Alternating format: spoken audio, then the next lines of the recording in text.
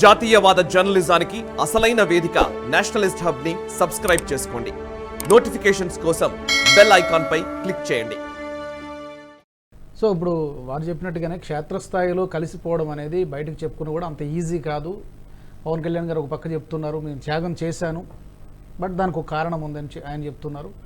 మీ వైపు నుంచి కూడా కొన్ని మీ అభ్యర్థులు పోటీ చేయాలనుకున్న చోట్ల కొంత ఆవేదనలు, ఆగ్రహాలు ఇవన్నీ కూడా ఉంటాయి, సహజమే. ఎలా కుదురుతుంది సయోధ్య అనేది ఒకటి. రెండో విమర్శ ఏంటంటే ఇమీడియట్గా వచ్చేది 2019లో ఎందుకు బయటకు వచ్చారు, ఎందుకు తిట్టారు, ఇప్పుడు మళ్ళీ ఎందుకు కలుస్తున్నారు, వైసీపీ వాళ్ళు జనరల్గా సహజంగానే విమర్శిస్తారు. ఈ రెండింటికి మీరు ఏం చెప్తారు?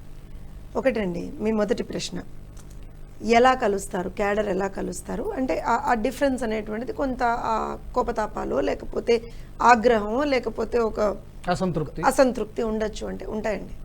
Telugu Desam party, Janasena, Bharatiya Janata party, 3 different parties, 3 different జెండాలు. ఈ 3 జెండాల కింద పనిచేసేటువంటి కార్యకర్తలు, లక్షల సంఖ్యలో, కోట్ల సంఖ్యలో ఉన్నటువంటి కార్యకర్తలు అని అనుకుందాం మనం. వాళ్ళకి మా పార్టీ అయినా 175 కాన్స్టిట్యున్సీస్లో బ్రహ్మాండమైనటువంటి క్యాండిడేట్లు ఉంటారు. మాకు జనసేన అయినా 175 కాన్స్టిట్యున్సీస్లో ఉంటారు. ఈవెన్ భారతీయ జనతా పార్టీ అయినా 175 కాన్స్టిట్యున్సీస్లో ఉంటారు. 25 పార్లమెంట్లలోనూ ఉంటారు. ఎందుకంటే over a period of time కదా, ఇప్పుడు 5 సంవత్సరాల కాలంలో ఖచ్చితంగా నేను ఐ ఆన్సర్ దట్. ఎందుకంటున్నా అంటే, సో ఇప్పుడు ప్రతి పార్టీకి అది ఉంటుందండి.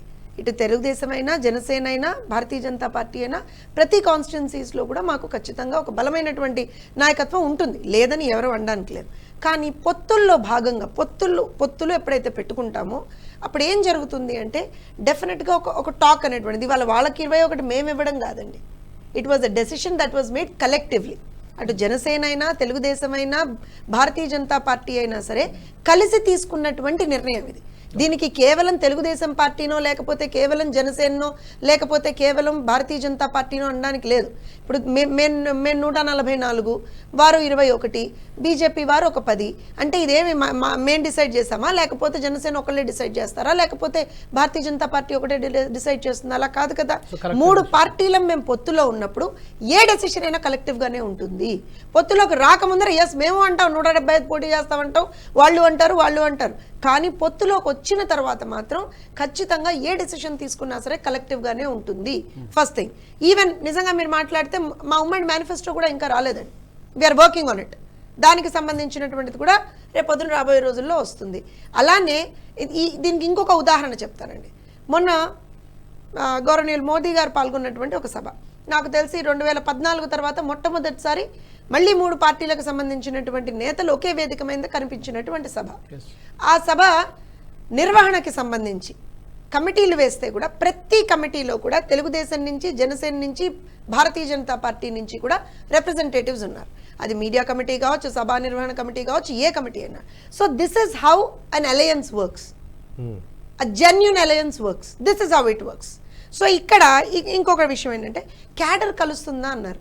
సరే, వాళ్ళ బాధలు పడేదే క్యాడర్ అండి. బాధలు పడేదే క్యాడర్. ఇవాళ మేము ఇక్కడ మాట్లాడుతున్నాము. నిన్న మా పార్టీ కార్యకర్తలు 2 చంపేశారు. ఎందుకు చంపారు? ప్రజాగళం సభకి వెళ్ళారని చెప్పి నరికి చంపారు. నిద్రపోతుంటే నరికి చంపారు. బాధ ఎవరిదండి? క్యాడర్దే కదా. ప్రాణాలు ఎవరు కోల్పోతున్నారు? క్యాడరే కదా. క్యాడర్ అంటే ఎవరన్నా బయట వాళ్ళ? ప్రజలే కదండి. ఇవాళ భారతీయ జనతా పార్టీ క్యాడర్ డిఫరెంటా, జనసేన డిఫరెంటా, లేకపోతే తెలుగుదేశం డిఫరెంటా? అన్ని పార్టీలకు సంబంధించినటువంటి క్యాడరు నానా రకాలుగా హింసింపబడుతున్నారు. ఆ రాచకం వెళ్తోంది ఆంధ్రప్రదేశ్లో. సో ఖచ్చితంగా కలిసే వస్తాం. నేను ఇక్కడ ఒక ఎగ్జాంపుల్ తీసుకుంటాను. సాయి గారికి కూడా I think he'll accept with me on this. యూజువల్గా ఊళ్ళల్లో ఎలా ఉంటుంది అని అంటే, ఒక పిచ్చివాడో, ఒక ఉన్మాదో, ఎవరో ఒక ఉన్మాద్ అనుకుందాం మనం. ఊళ్ళల్లో ఒక ఉన్మాద్ ఉన్నాడు అనుకోండి, ఏం చేస్తామండి? ఊళ్ళో ఒక 4-5 పెద్ద మనుషులు ఉంటారుగా. వాళ్ళే పెద్ద మనుషులు కదా. ఒక 4-5 ఈ గ్రూప్కి వీళ్ళు పెద్ద మనిషి, ఒక గ్రూప్కి మీరు అనుకోండి, ఒక గ్రూప్కి నేను అనుకోండి, ఒక గ్రూప్కి సాయి గారు అనుకుందాం. ఎవరికి వాళ్ళు పెద్ద మనుషులు ఉంటారు కదా. ప్రతి గ్రూపు స్ట్రాంగే కదా. అలా అని చెప్పి ఆ ఉన్మాదిని తరమడానికి సాయి గారు గ్రూప్ వెళ్తుంది కదా, నేను కాము కూర్చుంటాను మీరంటారా, లేకపోతే నేను కాము కూర్చుంటాను నేనంటానా? ఎంత సాయి గారి బలం ఉన్నా సరే, ఎంత మన బలం ఉన్నా సరే, ఖచ్చితంగా ఆ ఉన్మాది వల్ల గ్రామానికి నష్టం జరుగుతుంది.